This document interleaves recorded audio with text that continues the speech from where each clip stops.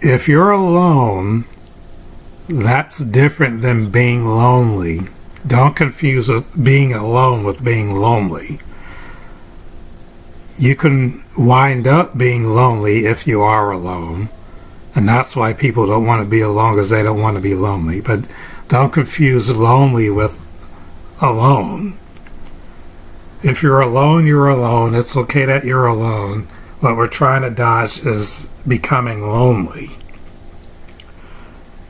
So you don't want to be lonely, but people think that they have to have somebody around if they're facing loneliness, which you don't have to have somebody around.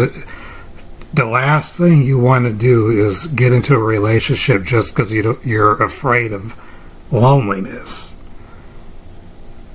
Do not be afraid of loneliness. Nobody wants to be lonely, but don't let that be the driving factor that gets you into a relationship. There are other ways to fight loneliness. You can get a hobby, join a club, anything, but what you want to do is focus your mind on something and not jump into a relationship to dodge loneliness.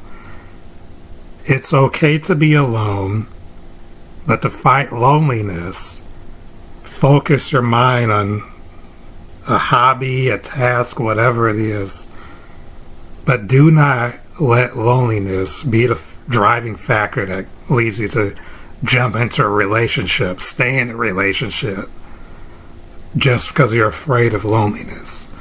Loneliness isn't the end of the world. Nobody wants to be lonely, but it's not the end of the world. But there are other ways to fight loneliness. But do not confuse alone with lonely, because sometimes like when you hear people talk, it sounds like they're confusing the two as if it's one and the same. It's not. It's okay to be alone, but to fight loneliness, focus your mind on something else, and then you forget all about loneliness.